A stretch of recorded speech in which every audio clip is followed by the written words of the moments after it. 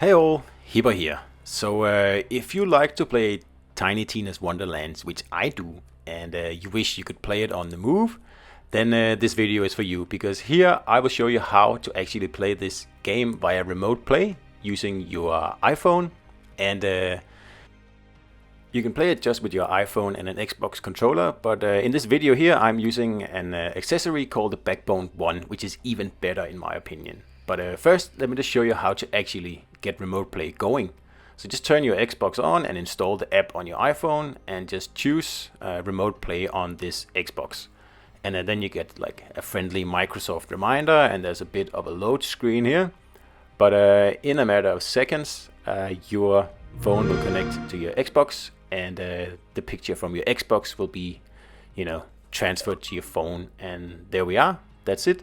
All you have to do is start Wonderlands just like you usually do, or any other game for that matter, but this video is about Wonderlands. And all the footage you're going to see in this video here was shot on my phone using remote play.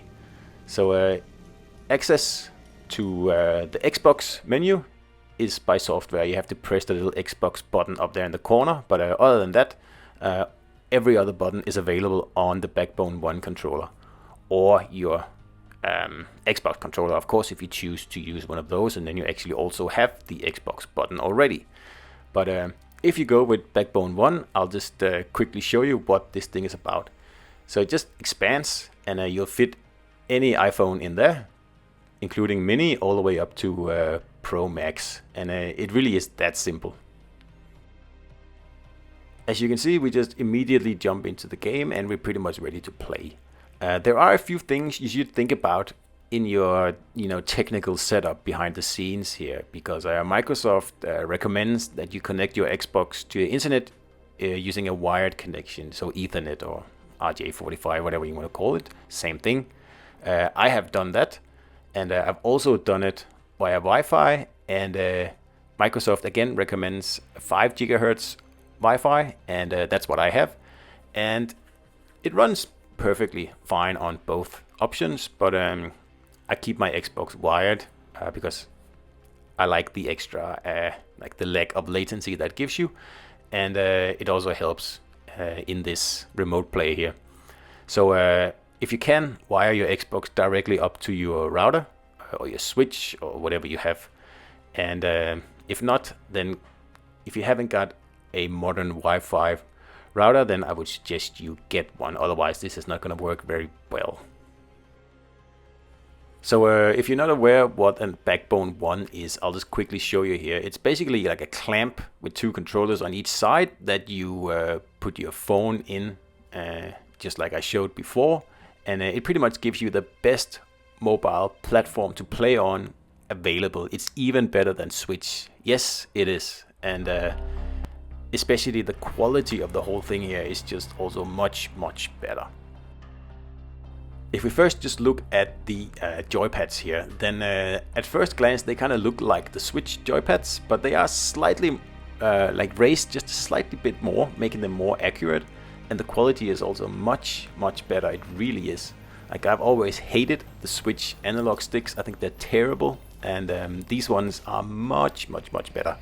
Like, trust me, it's a whole world. Then they're not as good as the Xbox and PlayStation 5 analog sticks, but they are much better than the ones you find on Switch, and really, those are terrible.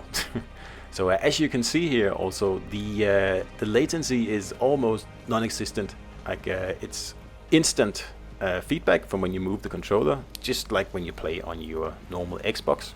There's no delay at all, and the frame rates are excellent. Like you can see here, it's stable at 60 frames per second, and the resolution is a little bit lower, but that's because my phone is lower resolution than my TV, but that's just something you'll have to live with. There's really no way around that, and it really doesn't matter on a screen that small. Here it's blown up into whatever size you're watching it on, I have no idea, but if you watch this on a 5.4 inch iPhone mini screen, it looks fantastic. So there is no reason to worry about the graphic quality at all. So if we look at the corner of the controller here, the Backbone One itself, you can see it comes with two triggers. you know, for your index fingers. And one is analog and one is more of the digital kind, and they work really, really well. Now, they don't have the haptic feedback or the force feedback that you get in PlayStation 5 and Xbox, and that goes for the whole controller, by the way. The only rumble, whatever you want to call it, that you'll get is what your phone will do, and that's not the same as on your Xbox or your PlayStation 5, but really it's something that you can overlook because this setup here allows you to play Tiny Tina's Wonderlands anywhere, pretty much. But of course, it works better in your house when you're on your own Wi-Fi.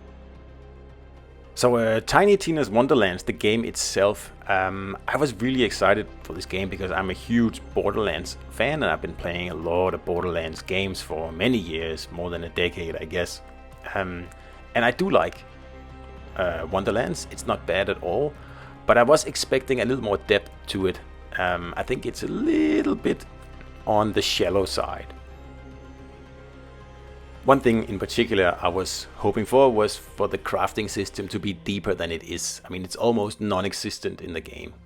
But anyway, let's have a look at the interface and how that actually works. Because on a phone, the text is going to be small. If you have an iPhone Pro Max, it's going to be better. But on an iPhone Mini, it's you're going to struggle, unfortunately.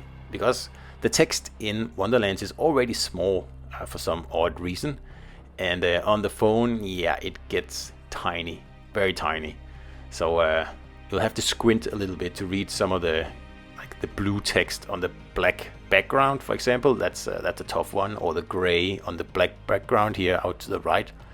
A little bit hard.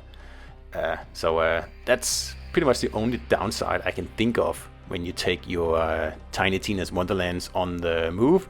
And really, that is a small price to pay, I think, when you can play, as you can see here, like super duper Xbox Series X quality on your phone. And if you have the Backbone one, or if you simply connect your Xbox controller to your phone, you're going to have like perfect interaction with the game. And like I said, the latency is almost non-existent if you stay on your own Wi-Fi, that is.